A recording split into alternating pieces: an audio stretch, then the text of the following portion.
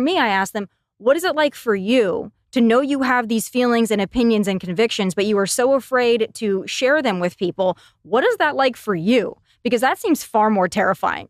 I go somewhere, people know who I am, and they're going to probably love or hate me either way, and that's freeing to me. It is freeing to me not to have to be like, and this is my politics. You know my politics, like take it or leave it. Dating and finding people to date and everything that I've been through until I found my husband, like at least you know where I stand. It's not like, I wonder if we have to have that talk about our politics and our religion. I walk in the door and you already know. So if you're there, you probably are okay with it, or you most likely agree. Yeah, it's because we've gotten to a place where I think depending on which way you lean, both sides have decided that they are the moral authority. Like you lean left, you're morally correct. You lean right, you're morally incorrect, and vice versa. And, you know, we've been alive a little while now. There's people much older than us, but there was pre-2016, there wasn't that. It was more like, hey, let's discuss these issues. There was no like, if you're this, you're the moral, you know what I mean? And I think that becomes very challenging. So people are scared because they don't want to be on what is deemed the morally incorrect side, I think. Most people, politics aside, are scared to be outed. They're scared to be outside of the herd. They're scared to be thinking in a counter way, to be disincluded from the majority, right? Mm-hmm. The most interesting thing to me about doing, I think like you, like I hope everybody likes me. I care less if they don't, right? I've always been that way. So is Lauren. Like that's so we've never pandered to people that don't like us. You don't like us, like go listen to something else or don't follow. Like there's plenty of options, but I can understand why many people are so terrified about being disliked or being kicked out of the group or not being part of the quote unquote majority or right side, whatever it may be. I think it's sad that people feel that way and can't be themselves. I think if you ask the majority of people, they, you know, most likely many of them hold back what they really think, not just in politics, about many things. But especially now in politics, I feel that if people are scared to put themselves out there, lose their job, lose a partnership, lose a friend, be outed from their family. Like COVID, this period of time, like the families got broken up, you know, friends. Like I know people that, I can't put it on blast so much, but we had a show here that was incredible. And the two hosts disagreed on what I would deem now a political issue. And they blew up their whole fucking show and quit and got rid of all the revenue and shut it down purely because of that. And they had been doing this for 8-9 years. And I remember looking at that and being like, wow, that is wild. You know what I don't understand? And maybe I'm naive. Why does anyone care about what someone else thinks or believes?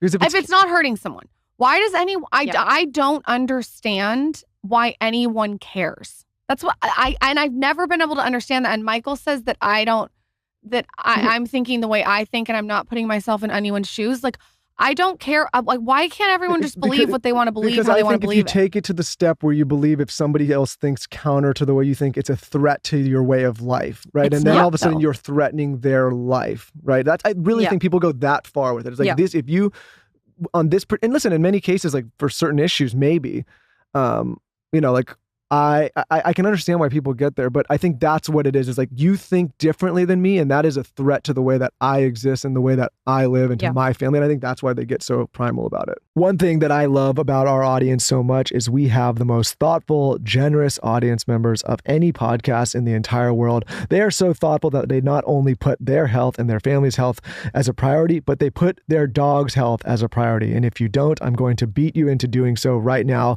with one of our favorite partners, the Farmer's Dog.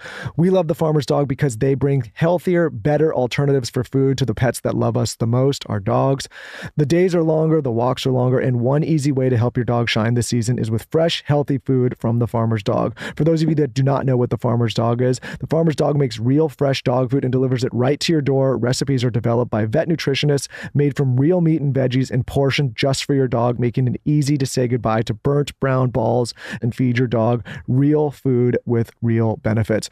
Lauren and I have been giving this to our pets for years now, and they are thriving. They just feel better. They look better. We feel better and look better because we're happy that our pets are happy. And it's just the right thing to do. We spend so much time thinking about what to feed ourselves, what supplements to take, and not nearly enough time thinking about what to feed our pets. To convince you even more, traditional dry and wet dog foods are highly processed, can use much lower quality ingredients than they claim to, and are extremely difficult to portion accurately. The Farmer's Dog isn't just fresh, high quality food. They also send the food delivered pre-portioned specially for your dog based on their unique needs straight to your door.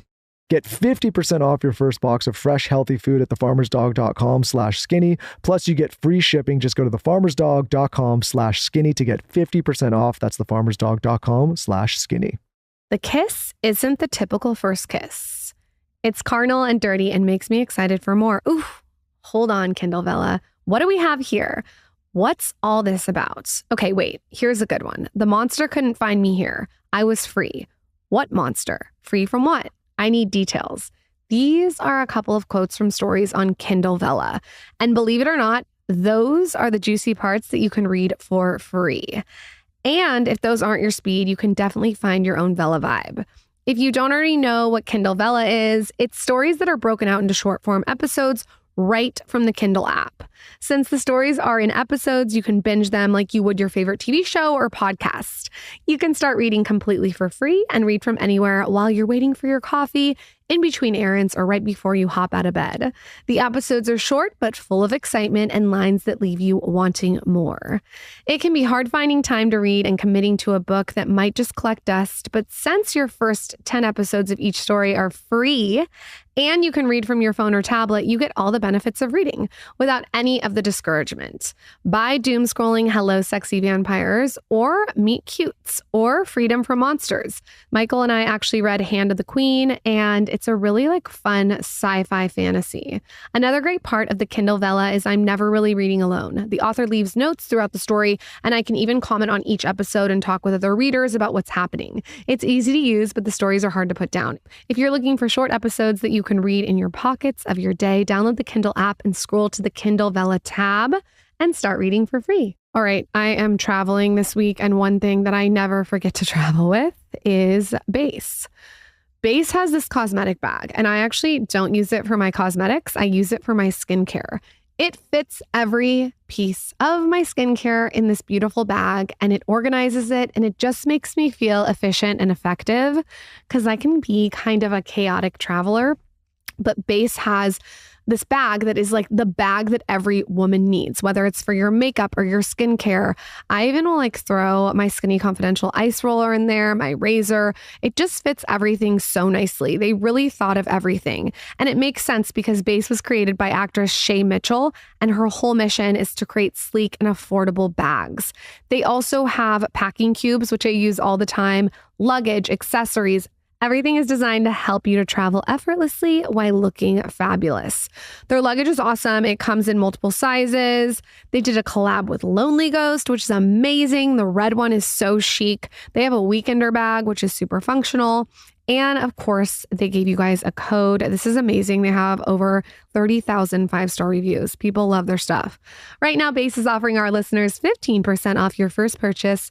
You're going to visit basetravel.com/skinny. Go to basetravel.com/skinny for 15% off your first purchase. That's BEIS travel.com/skinny. No, and they do. It's a tribal instinct that's really been cultivated post-2016 because people lost their minds when Donald Trump got elected. Before that, you were kind of political, you weren't. You really didn't have to be political. You didn't really have to pick a side. Unless you were super nerdy, you probably didn't care if you were a Republican or a Democrat. And then Trump got elected and people lost it. And then it became well, you must not be a Trump supporter or you must not be a conservative because they drew a line in the sand.